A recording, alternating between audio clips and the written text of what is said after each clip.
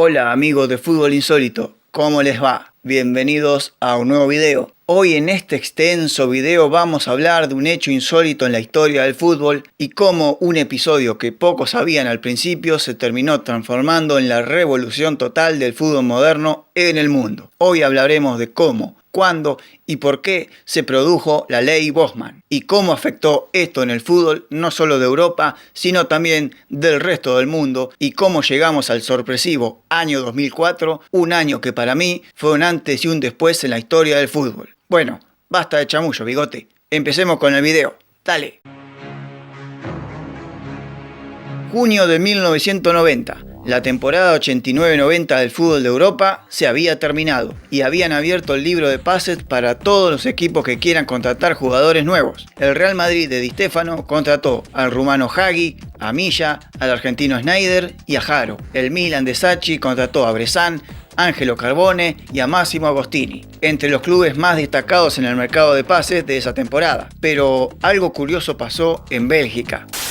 Jean-Marc Bosman, de 25 años, era un mediocampista belga que jugaba en el Real Lieja de la primera división del fútbol de Bélgica. Era un 4 de copas más o menos, un jugador que no se destacaba mucho, uno más del montón que ni siquiera había jugado al menos un partido en la selección de Bélgica, digamos un injunable. Pero llegado junio de 1990 se le había terminado el contrato con el club y empezaron las negociaciones tranquilas, no tan tranquilas por la renovación, porque había un problema. El Real Lieja estaba dispuesto a renovarle el contrato otra vez, pero con una reducción notable del 60% del sueldo. Fíjate vos qué tan injunable era el tipo en el equipo que lo querían, pero con un sueldo de mierda. Obviamente Bosman no quiso saber nada acerca de una reducción tan drástica del sueldo, aunque sí quiso seguir en el club, pero justamente con la oferta contraria. Quería un aumento que el club no estaba dispuesto a pagar. Entonces el club lo declara transferible para que lleguen ofertas foráneas por Bosman, pero con una condición. Le pone una cláusula de indemnización de más de 11 millones de francos belgas, o sea, la moneda de Bélgica. Algo así como unos 400.000 euros hoy más o menos. Con tanta devaluación es muy difícil contabilizar los números hoy. En esos años la cláusula de indemnización debía ser pagada igual a pesar que el jugador a contratar tenga el contrato terminado igual con el club al que pertenecía o no. Era una medida injusta y bastante de mierda, pero bueno,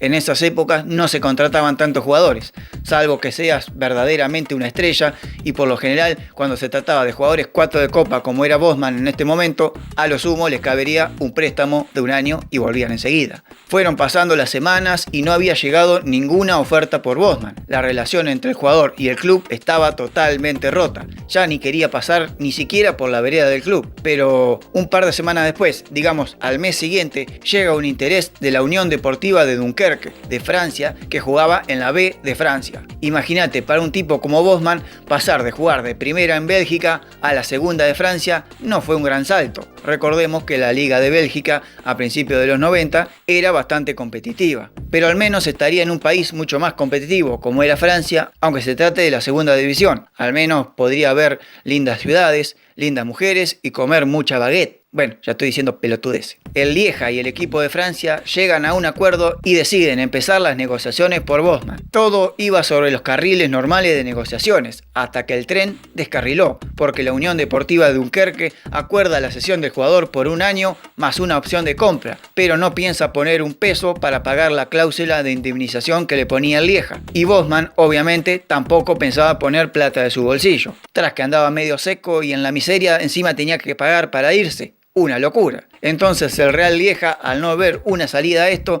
decide rechazar la oferta del equipo francés y seguir manteniendo a Bosman como transferible. Vos ya podés calcular más o menos la bronca que tenía el tipo. O sea, no le renuevan en su equipo como quiere y encima le quieren renovar por menos. Lo declaran transferible y cuando encuentra un buen equipo no lo venden porque no pagan la cláusula. Bosman se recalentó y se recontra retobó y a los pocos días comenzaba la pretemporada con el Lieja y directamente no se presentó a los entrenamientos. A la mierda, estaba dispuesto a perder un año si es necesario, pero al Lieja no volvía más. Pero una de esas casualidades de la vida, el novio de la vecina de Bosman resultó ser un abogado que trabajaba en un importante bufete de abogados de la ciudad. Bosman le contó el tema, los abogados vieron que el tipo estaba en lo correcto, reclamando lo justo y que podían sacar bastante plata en el asunto y una buena fama para el bufete, y así fue como para finales de 1990. Y mientras Bosman estaba perdiendo la temporada como jugador, porque ya había empezado, le inició una demanda al Real Lieja, una demanda a la Federación Belga de Fútbol y una demanda a la UEFA. Sí, el tipo fue por todo contra todos.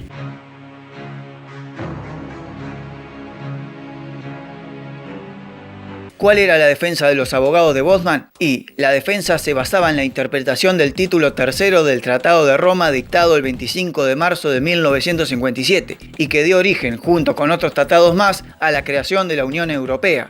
Fíjate vos qué lejos llegó, ¿eh? En el tratado que hablaban los abogados de Bosman establecía la libre circulación de los trabajadores europeos dentro de la Unión Europea. O sea, que si un oficinista de Alemania le pintaba ir a trabajar a España, con su documentación de la Comunidad Europea entraba fácilmente sin tener que llenar ningún tipo de papeleos ni trámites en migraciones. Su condición de trabajador europeo bastaba. Lo mismo que si un albañil italiano se iba a trabajar a Francia. Teniendo la documentación de Comunidad Europea, entraba fácilmente. Pero el futbolista no tenía ese derecho, a pesar que era un trabajador igual. Un jugador español iba a jugar a la liga inglesa y era español y nada más que español.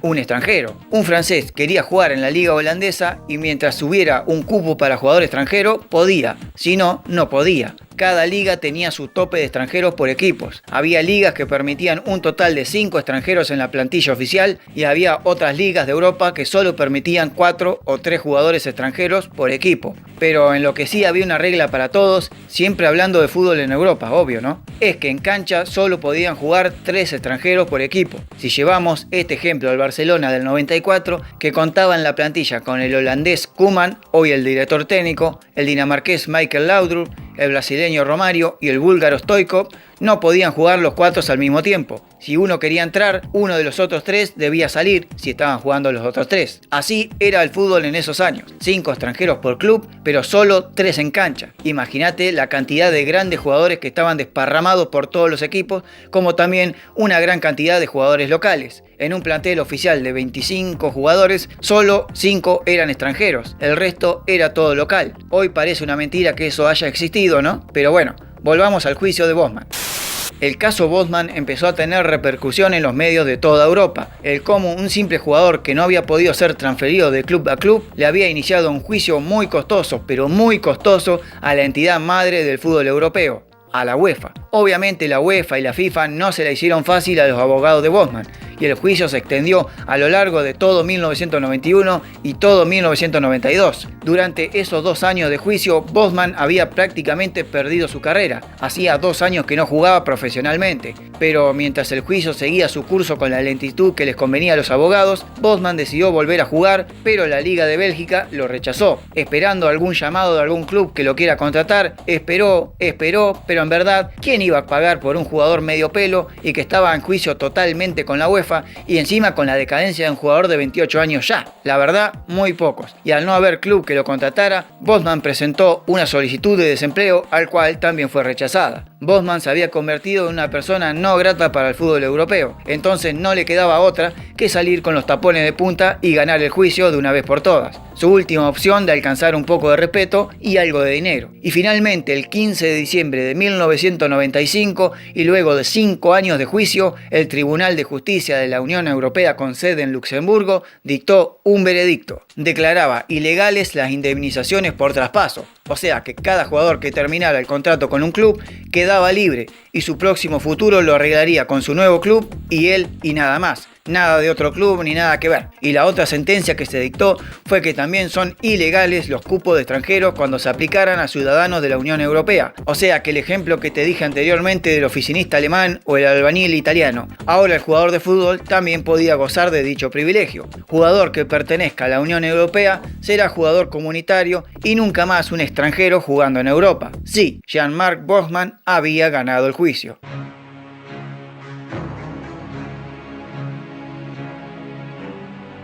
Y acá comienza la segunda parte del video, porque con la abolición de las indemnizaciones por traspaso y la desaparición de los cupos de jugadores con ciudadanía europea, se generó una ola de efectos secundarios enorme en el fútbol europeo y graves para el resto del mundo. Así, de esta manera, los jugadores ahora podrían negociar nuevos contratos directamente con los clubes y no de club a club. Además que los clubes no podían poner cláusulas de indemnización. Y como los europeos ahora serían todos de una misma comunidad, la europea, los jóvenes talentos de los clubes más débiles empezaron a ser contratados por los clubes más poderosos. Y terminó ocurriendo algo que la UEFA se veía venir y tanto temía. La formación de futuros jugadores, o sea, las divisiones inferiores de los clubes, empezó a declinar año a año, ya que los grandes equipos, los que más dinero tenían, optaban por comprarle los talentos a otros equipos más débiles que sí le daban bola a las inferiores. Por ejemplo, el Real Madrid, campeón de la Champions de 1998, luego de 32 años de no salir campeón en Europa, contaba con un plantel donde se destacaban muchos extranjeros como el alemán Igner, el italiano Parucci, el brasileño Roberto Carlos, el francés Karembeu, el argentino Redondo, el brasileño Savio, el holandés Seedorf, el yugoslavo Mijatovic y el croata Davor Šuker. Acordate que te dije que antes del juicio de Bosman, los equipos solo podían tener como mucho 5 extranjeros en todo el plantel. Y acá te dije, solamente por nombrar, 9 tipos extranjeros. Claro, los jugadores europeos pertenecían a la comunidad de jugadores comunitarios de la Unión Europea. O sea, los extranjeros eran los brasileros, los argentinos, los uruguayos, los mexicanos, los africanos, los chinos, qué sé yo. ¿Juegan al fútbol los chinos? Bueno, el resto del mundo. Ponele. Esta ley fue aplicada a partir de la temporada de 1996-97 y fue nombrada como la Ley Bosman. Aunque al principio no fue tan grave, sí lo fue a partir de los años siguientes, cuando los principales equipos de europeos, con tal de mantener una competitividad que se hacía cada vez más alta, comenzaron a saquear prácticamente todo. Primero saquearon a los clubes más pequeños de su propia liga, luego saquearon a las ligas con menos poder de Europa y finalmente el saqueo imperdonable que le hicieron al fútbol sudamericano. Empecemos con el primer caso. En la Liga Española, por ejemplo, el Athletic de Bilbao mantuvo hasta no hace mucho tiempo, hoy en día, la costumbre eterna de jugar con jugadores solamente de la comunidad vasca. O sea, 0 extranjeros. Imagínate cómo le empezó a ir al Bilbao con la ley Bosman. Mientras el Barcelona, el Real Madrid, el Atlético Madrid y el Valencia, por nombrarte algunos de los equipos, se llenaban de extranjeros buenos, jugadores muy buenos, el Bilbao se quedó en el tiempo de jugar con vascos solamente y declinó en las posiciones muy drásticamente, al punto que la temporada 97-98 fue la última hasta el día de hoy que peleó un torneo local. Equipos como el Zaragoza, el Tenerife, el Betis, el Sevilla o la Real Sociedad fueron saqueados por los clubes antes mencionados para reforzar sus carísimas plantillas. Jugador que se destacaba en el Zaragoza, al año siguiente era contratado por algún equipo más poderoso. Por ejemplo, Fernando Morientes, que pasó del Zaragoza al Real Madrid en el 98. Jugador que se destacaba en el Levante, al año siguiente era contratado por un equipo más poderoso. Por ejemplo, Juan Fran,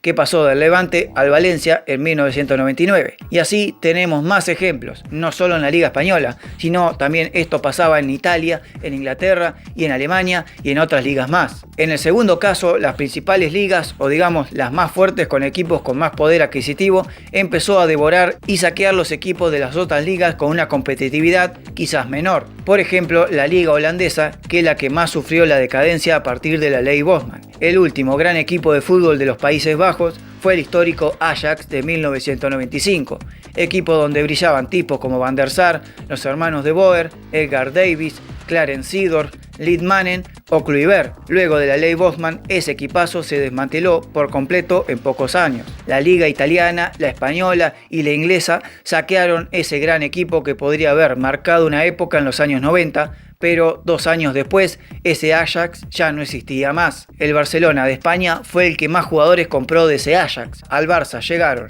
Reisiger, Overmars, Liedmanen, los 2 hermanos de Boer, Kluivert y hasta el mismísimo DT Luis Van Gaal. Otros eligieron irse a la liga del momento, que era la italiana, como Bogarde al Milan, Canu al Inter o Edgar Davids a la Juventus. Y otros se fueron a la liga inglesa como Van der Sar o Guter. Un tipo que la estaba rompiendo en el fútbol holandés en ese momento era el brasileño Ronaldo, que hasta 1996 estuvo en el PSV Eindhoven. Al año siguiente fue contratado por el Barcelona y luego pasó al Inter de Italia. Ligas como la escocesa fueron desmanteladas prácticamente por la Premier inglesa. Ligas como la portuguesa fueron saqueadas por la española. Y ligas competitivas de ese momento, como la de Francia, la de Rumania o la de Yugoslavia, que ya no existe más, fueron saboteadas por las ligas italianas y alemanas. Y el tercer caso es la injusticia que se cometió en el fútbol sudamericano, ya que al sobrarles cupo de extranjeros por todos lados, los europeos pusieron su vista casi total en el extranjero al fútbol del continente sudamericano. A partir de 1996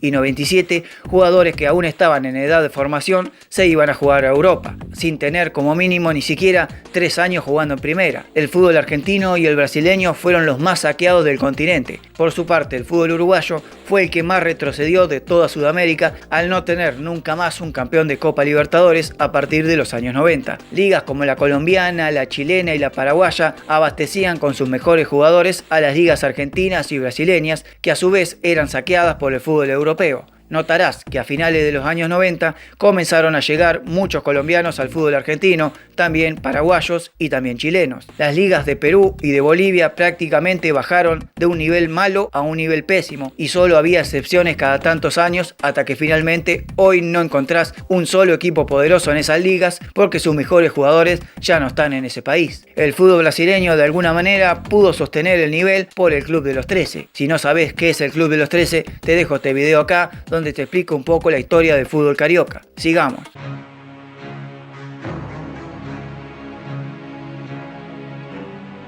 Y ahora pasamos a la tercera parte del video, el por qué el año 2004 fue insólito y por qué, a mi entender, es un antes y un después en la historia del fútbol moderno. Veamos. Tomemos como primer ejemplo la Champions League y veremos que en el año 2003-2004 el campeón fue el Porto de Mourinho, en una final poco tradicional contra el Mónaco de Francia. ¿Qué pasó acá? Que a partir de la temporada siguiente de la Champions solo campeonaron los mismos 4 países de siempre: España, Italia, Inglaterra y Alemania, las 4 ligas más poderosas de Europa, donde los principales equipos de cada país les chupó los mejores jugadores al resto del mundo. Incluso entre 2005 y 2009 hubo 5 finales de Champions donde hubo 5 equipos ingleses distintos al menos jugando una final, incluyendo la del 2007-2008 donde hubo una final completamente inglesa entre el Manchester United y el Chelsea. Entre 2014 y 2018 España se quedó con 5 Champions consecutivas, incluyendo 2 finales entre españoles entre el Real Madrid y el Atlético Madrid por partida doble. El Paris Saint-Germain este año 2020 cortó una racha desde esa final del Porto y Mónaco del 2004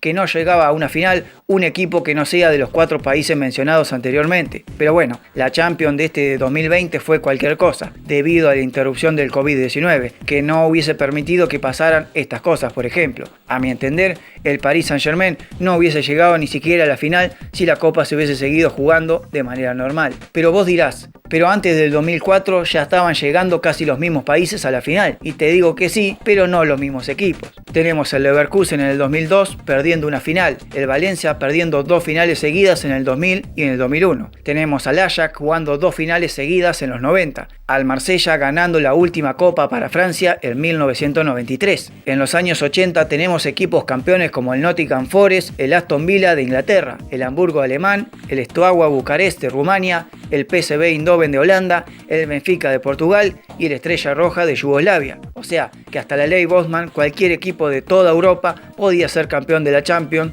porque los mejores jugadores estaban desparramados en todos los equipos de todas las ligas y no concentrados en solo 4 ligas importantes. A partir de la ley Bosman del 95, el único equipo que hasta ahora ha sido campeón y que no pertenece a las 4 ligas importantes sigue siendo aquel Porto de Mourinho en el 2004. Ahora vamos a Sudamérica y directamente nos vamos a la Copa Libertadores. En el año 2004 tenemos un curioso campeón por primera y única vez, el Once Caldas de Colombia, que le ganó una final a puros penales al Boca de Argentina y de Bianchi, que era el anterior campeón. Pero, ¿qué pasa en la Libertadores? Quizás no pasa exactamente lo mismo que en Europa, pero casi, porque desde la Copa del 2005 solo 2 equipos no son de Argentina y de Brasil fueron campeones, la Liga de Quito en el 2008 y el Atlético Nacional de Medellín en el 2016. Pero acá pasó algo más raro aún, porque desde la Copa de 1992 hasta la actualidad solo hubo una sola final en la que no hubo un equipo de Brasil o de Argentina en una final,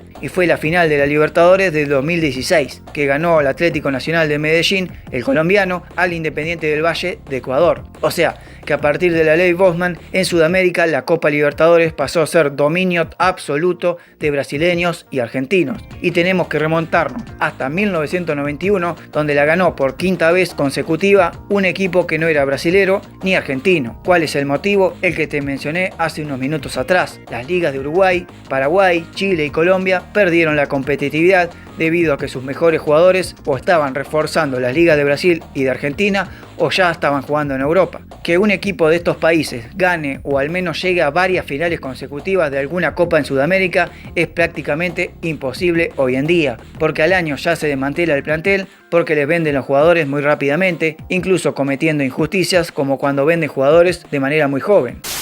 Ahora pasemos al plano internacional y las copas intercontinentales. Hasta el año 2004 se jugó la vieja e histórica Copa Intercontinental, ganada por el Porto de Mourinho. A partir del 2005 se empezó a disputar otro torneo igual, pero que incluía más equipos de otros continentes. Al pedo porque ninguno la ha ganado, pero la diferencia económica, futbolística y sobre todo abismal entre los equipos de Europa y de Sudamérica se ven reflejado en este Mundial de Clubes, donde desde 2005, su primera edición, hasta la actualidad, solo 3 equipos sudamericanos la han ganado, y los 3 son equipos de Brasil, donde los planteles duran un poco más de un año por el Club de los 13. Los equipos europeos han aplastado a los campeones de América en muchísimas ediciones al punto que varias finales ni siquiera los de América podían hacer goles. La diferencia entre Europa y Sudamérica es cada vez peor. Veamos en cuanto a las selecciones qué pasa. La Eurocopa del 2004 la ganó por primera y única vez de manera sorpresiva Grecia, un equipo muy mediocre, ganándole en una final poco tradicional al Portugal antes de Ronaldo. Luego vinieron 2 títulos de España y la última ganada por Portugal como,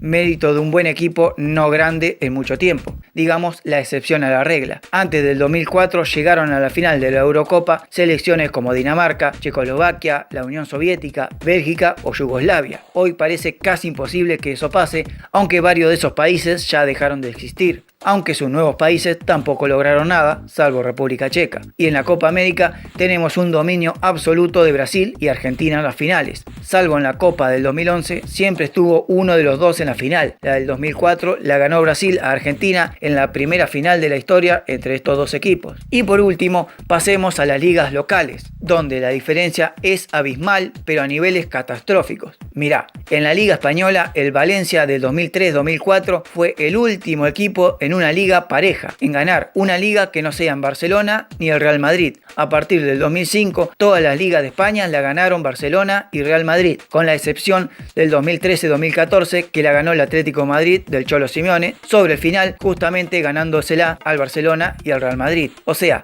llevan 16 años de amplio dominio y hegemonía que no parece quebrarse nunca. Al contrario, se siguen cortando solamente entre ellos, entre 2 equipos. En Italia pasa exactamente lo mismo. El Milan de 2003-2004 ganó por última vez una liga cuando todo era más parejo. Desde 2005 hasta la actualidad, todos los calcios italianos lo ganaron el Inter y la Juventus, con excepción del 2010-2011 que la ganó por última vez el Milan. En Alemania se repite el mismo caso. En el año 2003-2004 la ganó el Werder Bremen, su última liga, y a partir del 2005 la hegemonía del Bayern Múnich y el Borussia Dortmund es abismal, ganando casi todas las ligas locales y las copas, con excepción de 2 que ganó el Stuttgart en el 2007 y el Wolfsburgo en el 2009. En Inglaterra pasa algo totalmente distinto. Viste, siempre son innovadores los ingleses, son unos genios. Porque fueron años de amplio dominio del Manchester United en la liga y del Arsenal y el Liverpool en las copas. Pero los ingleses permitieron el ingreso de inversores de Medio Oriente, o sea, jeques que ponían plata en algunos clubes y los hacían tan ricos y poderosos que compiten a la par con los grandes equipos. Tal es el caso del Chelsea, que hasta el 2004 había ganado solo una liga en toda su historia y que en estos 16 años, a partir del 2004, ganó 5 ligas. Lo mismo ocurrió con el Manchester City, que solo tenía 2 ligas ganadas hasta el 2004, siempre el 2004, ¿viste? Siempre hablamos de ese año. Pero en estos últimos 8 años ha ganado 4 ligas.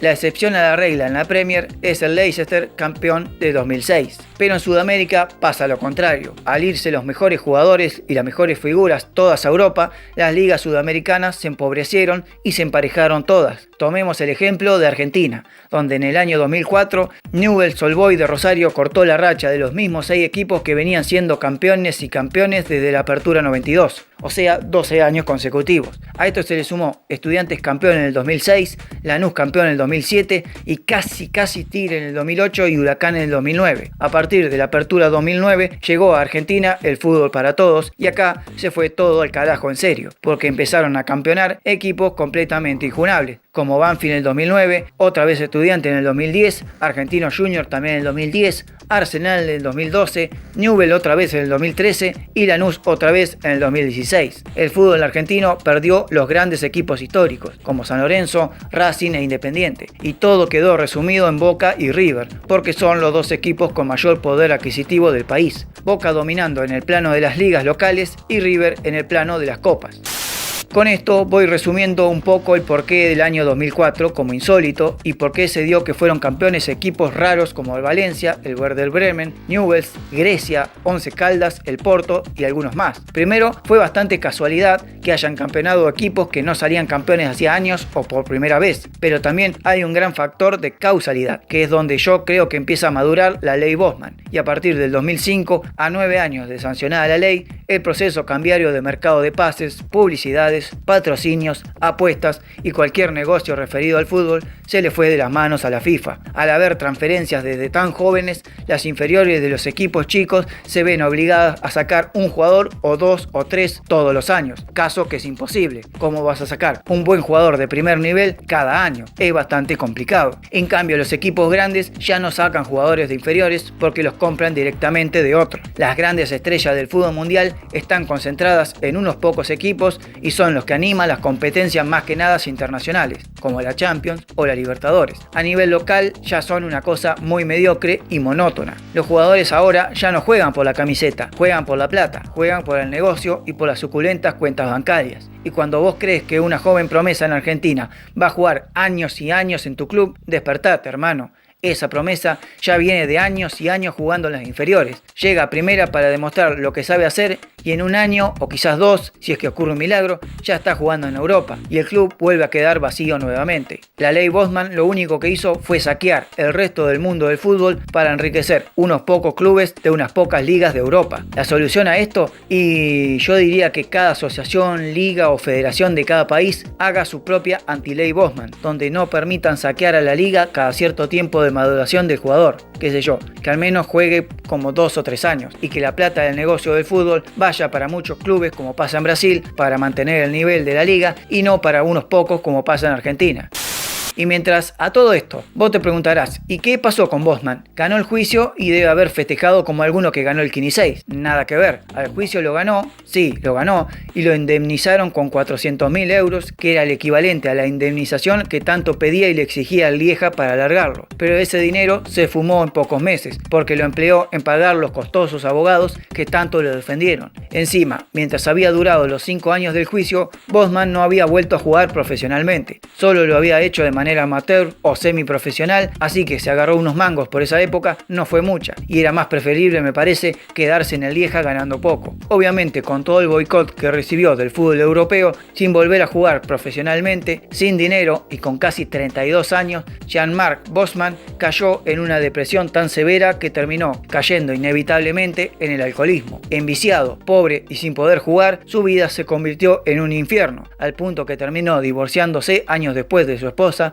Incluso terminó preso 1 año por haber agredido a otra novia y a su hija por un ataque de locura producto del alcoholismo agudo que sufría. Hoy vive actualmente de la caridad de la Asociación de Jugadores Profesionales, que ofrece ayuda a todos aquellos jugadores que no tuvieron éxito en el deporte y que en la vida también le fue bastante para la mierda. El caso de Jean-Marc Bosman, que derivó en la ley Bosman, cambió la historia del fútbol moderno. Esto cierra con una curiosa e insólita paradoja, porque el tipo que con su juicio, su pedido de justicia y su triunfo sobre las corporaciones terminó en la ruina económica y también personal, y fue el sujeto que produjo la movilidad más grande de dinero en toda la historia de este deporte, con las contrataciones nuevas, mercados de pases, contratos televisivos y de publicidad. Todos se volvieron ricos y el tipo terminó seco. Si te gustó este largo video, déjamelo saber en los comentarios. Likeá la publicación, compartilo con alguien que no haya entendido del fútbol actual y no te olvides de suscribirte al canal. Ahora sí, vamos con el adelanto del próximo video.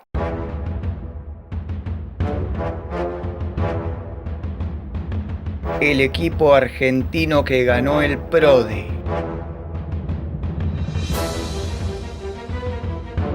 Ahora sí, futbolito. Hasta luego.